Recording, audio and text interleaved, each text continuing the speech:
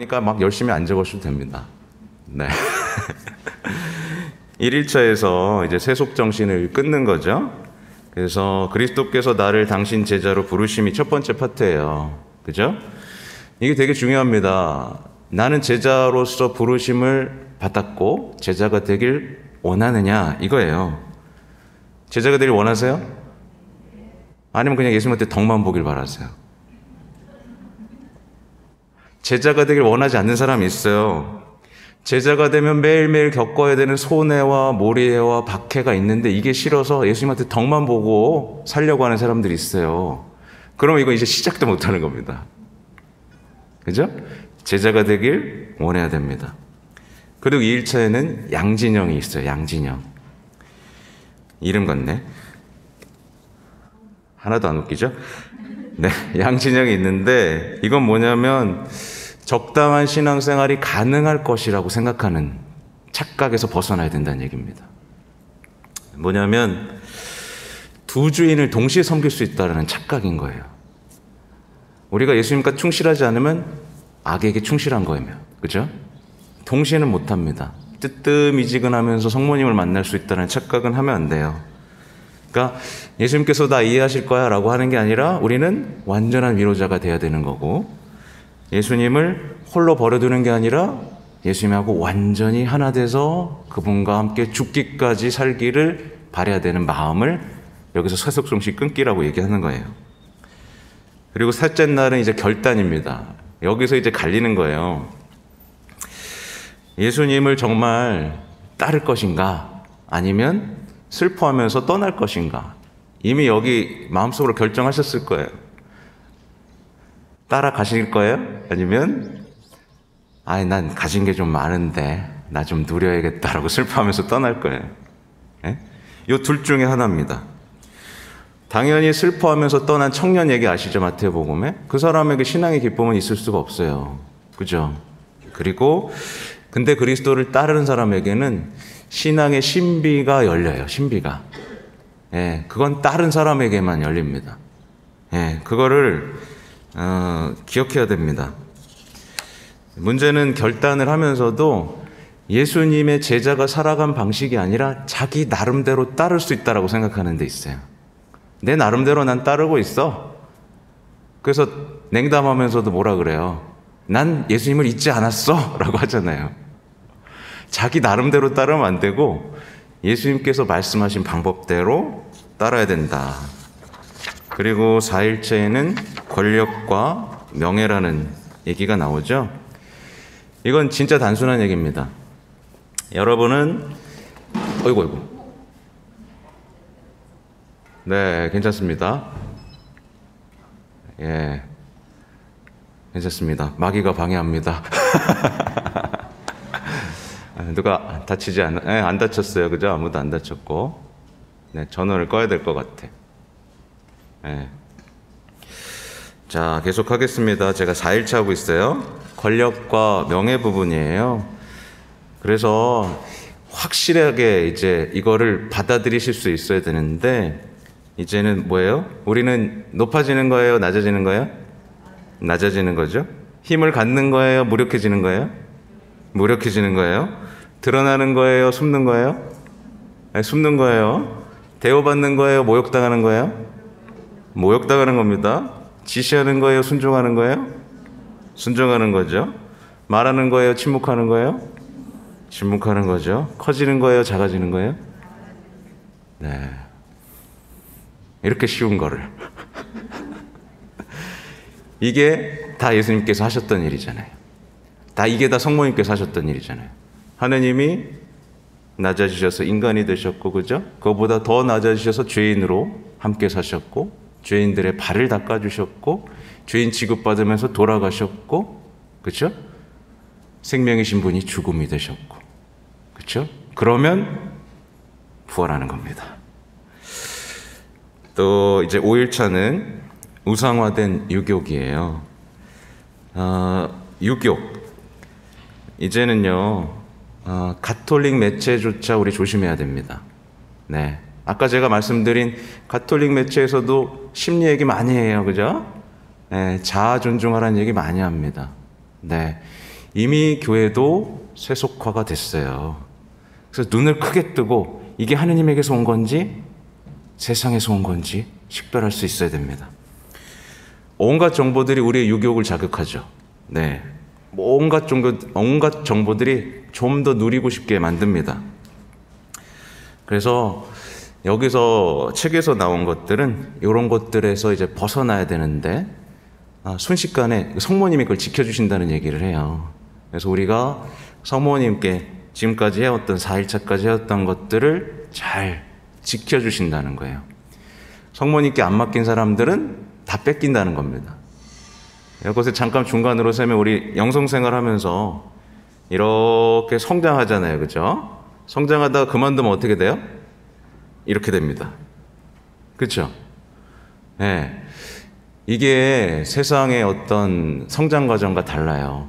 우리는 악과 싸우고 있기 때문에 이렇게 가다가 싸우다가 그냥 지는 겁니다. 이렇게 성장하다 잠깐 쉬었다가 다시 올라갈 수 있는 게 아니에요. 쉬는 순간 악마의 노예가 됩니다. 근데 이것을 지켜주시는 분이 누구라고요?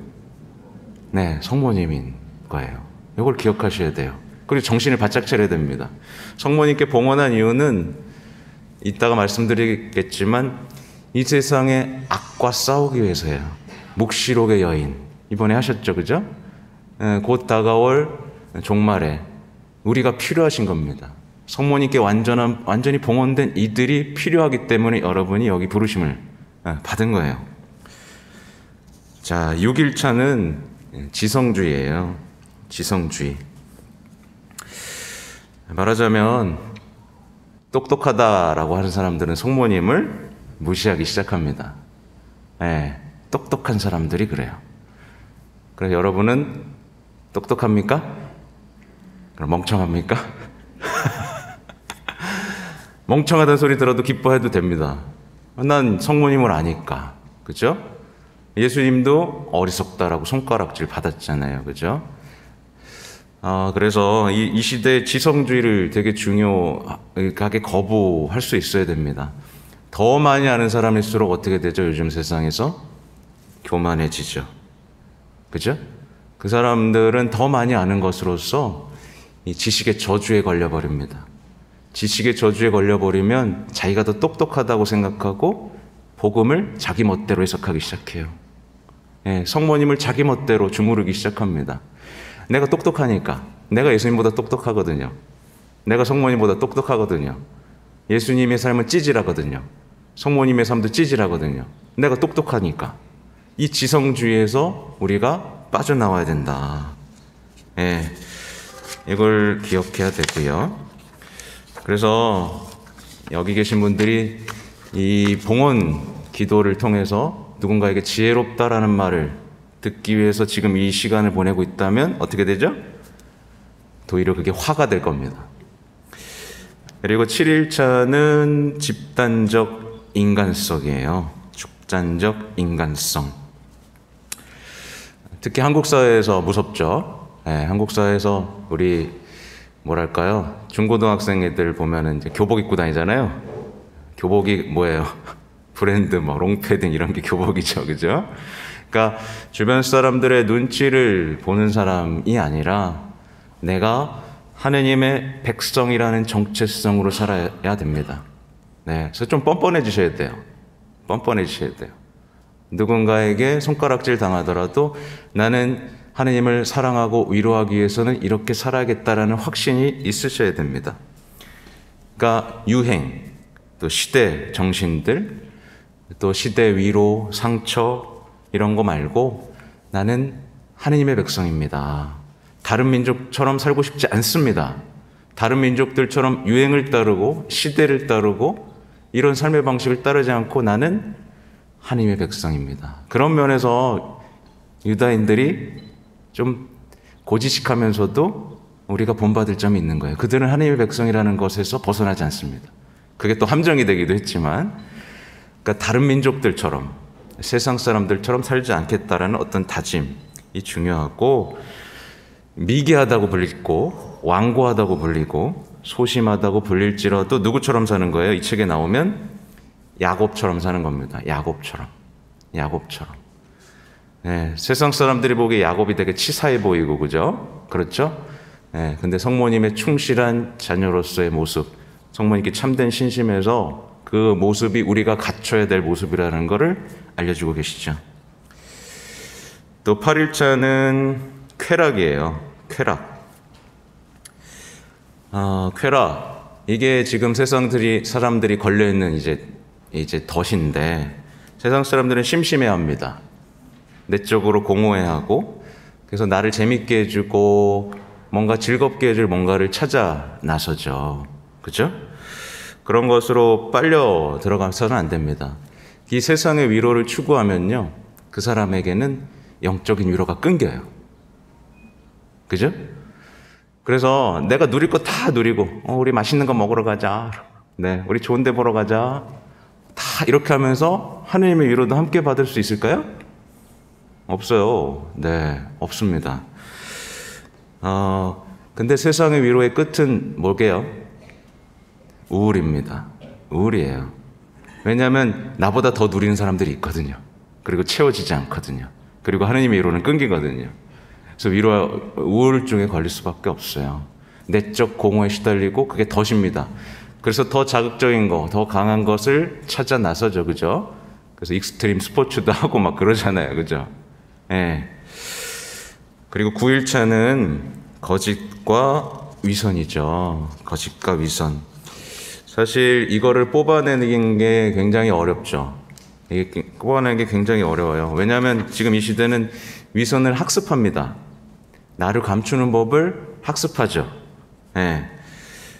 그래서 이것을 벗어나는 거, 나는 어떤 위선 속에 잡혀있나? 이걸 보는 게 되게 중요한데, 사실은 제가 준비한 건 아닌데 실제로 저는 하느님을 사랑합니다. 하느님께 모든 것을 드리고 싶어요. 하느님 저에게 오세요. 라고 말을 하지만 한편으로 마음속에서 뭘 갖고 있어요? 근데 주인은 내가 하고 싶어요. 이게 위선이에요. 주님, 성모님 저를 다 가지세요. 라고 하면서 근데요, 제 맘대로 하고 싶은 것도 좀 있는데 나 뺏기고 싶지 않은데, 이게 위선입니다. 근데 예수님께는 거짓이 없었죠. 그죠? 위선이 없었어요. 그래서 단순해지셔야 됩니다. 하나님께서 좋아하신다면 무엇이든지 하고, 이웃을 사랑하기 위해서 무엇이든지 하겠다. 그래서 복음을 위해서 목숨까지 바치겠다라는 어떤 진실함이 필요해요. 또 11차는 자유에 대한 무절제한 갈망이죠. 보면 인간은요, 이 자유를 통해서 거룩함을 이룰 수 있습니다. 근데 인간의 자유는 사실은 잘못되는 경우들이 너무 많아요. 그렇죠? 예. 그래서 자유가 자유를 파괴하는 게 오늘날의 현실이죠. 그래서 역으로 생각하면 이겁니다. 우리에게 주신 최고의 선물 중 하나가 뭐예요? 자유죠, 그죠? 그래서 자유를 드리는 겁니다. 그러면 순종하는 거잖아요. 그렇게 해서 우리의 거룩함을 이룰 수 있다라는 거. 그러니까 우리에게 주어진 자유가 무엇인지 생각해 보게 되는 파트죠. 그리고 11일차는 불신과 삶에 대한 불신과 근심이잖아요. 이 봉헌을 하시고 나서도 자식 걱정에, 먹고 사는 걱정에 막 여러 가지를 갖고 계신 분들이 있어요. 근데 내가 내 삶이 불안하고 근심이 많다라는 것 자체가 뭐죠? 나를 사랑해 주신 하나님에 대한 불신인 거예요. 그리고 내 계획이 아직도 생생하게 살아있다라는 증거죠. 그래서 불신과 걱정 속에 있는 사람은 어떻게 되죠? 당연히 이 불신과 근심을 해결해 줄 우상을 찾게 됩니다. 네. 주님이 아닌 것에서 안정과 평화를 찾게 되는 거예요. 예. 그래서 어떤 사람에게 근심이 있느냐 없느냐는 그 사람이 예수님을 믿느냐 안 믿느냐에 대한 어떤 중요한 잣대가 됩니다. 예. 근심이 있으신 분? 나는 없어요. 이렇게. 네, 없습니까? 네. 걱정은 한 가지 해야 됩니다. 주님에 대한 걱정. 주님 얼마나 아프실까? 주님 얼마나 외로우실까? 내가 해드릴 건 없을까? 내가 과연 그걸 해드릴 수 있을까? 어떤 이런 열렬한 마음들, 그렇게 주님에 대한 사랑으로 여러분이 무장하시면 좋겠습니다. 그리고 11차는 뭐예요? 생의 마지막 것들이죠. 죽음을 생각하지 않는 사람은 불행하다, 이거예요. 우리는 다 태어나고 늙고 죽죠. 그래서 한편으로 우리에게 심판에 대한 두려움은 우리를 생생하게 살아있게 합니다. 물론 이것에서 좀 넘어가야 돼요. 이 두려움이 아니라 예수님에 대한 사랑으로 변화되어야 되는 건데, 그래서 아주 기쁘고 떳떳하게 사랑하는 것이 내 삶에 얼마나 기쁨이고 축복인가로 변화될 수 있으면 좋겠습니다. 네. 아무튼 천국에 대한 그리움이 내 안에 사로잡히면 어떠세요? 천국 그리우세요? 여기보다? 네? 개똥밭에 굴러도 이게 아닌 거예요. 난 천국이 더 좋아. 어쩔 수 없이 내가 여기 있는 거야. 천국이 좋지만 어쩔 수 없이 주님의 일을 돕기 위해서, 주님을 위해서, 한 사람이라도 더 주님을 알게 하기 위해서, 한 사람이라도 더 주님을 구원하기 위해서 내가 여기 있는 거지만 나는 사실 천국이 더 좋아. 이상한 눈으로 쳐다보시죠. 이거가 돼야 되는 겁니다. 여기도 계시네요. 네. 이렇게 해서 1장 첫째 시기가 끝난 거예요. 그렇죠? 근데 이거를 잘 해내지 않고 그 다음 시기로 들어갈 수가 없는 겁니다. 이걸 안 하고 다음 시기에 들어가면 이제 헷갈리기 시작합니다. 이 뭐야 하면서 막 머릿속에 뒤죽박죽 섞이게 됩니다. 둘째 시기 첫째 주간은 이제 자기 자신을 알기인데, 이게 이 시대에 제일 중요한 거예요. 그러니까 죄 뿌리를 드러내고 뽑아내는 주간입니다. 곧 자신의 나약함, 자신의 더러움을 인정하는 주간이고 악을 벗어버리는 주간이에요. 생각해 보세요. 죄를 모르면서 어떻게 주님과 친밀해질 수 있겠습니까? 어제 복음만 봐도, 어제 복음 다 보셨죠? 여인과 예수님이 마지막에 남잖아요. 가거라, 나도 너를 단죄하지 않는다, 다시는 죄 짓지 마라 라고 했는데, 요즘 같은 때는 그 뜨거운 용서를 체험하지 못합니다. 봐주네. 별로 어떤 용서받는 기쁨이 없는 거예요. 그죠? 가긴 갔는데 고마움도 모르고 용서받는 기쁨도 모르면서 또 그 유혹을 찾아 나서는 겁니다. 나를 사랑해 줄 사람이 어디 없을까? 이렇게 되는 거거든요. 그래서 되게 중요합니다. 근데 지금 이 시대는 죄에 대한 무감각이 시대 정신으로 딱 깔려버렸어요. 그래서 고해소의 발길이 끊기고, 고해소에 와서도 뭘 얘기해요? 내가 힘든 거, 내가 걱정하는 거, 이런 것들만 얘기하고, 사람한테 미안한 거, 내가 누구한테 상처 줬고요, 저도 상처받았어요, 뭐 이런 얘기. 하나님께 죄송한 거는 없어요. 네. 그래서 이 부분이 굉장히 중요하고, 이 부분에 대해서 집중을 많이 하셔야 됩니다. 그러니까 죄를 모르면 주님과 친밀해질 수 없다. 죄의 역사는 주님을 배신한 역사입니다. 그래서 주님을 배신하면서 어떻게 주님을 사랑할 수 있겠어요? 이건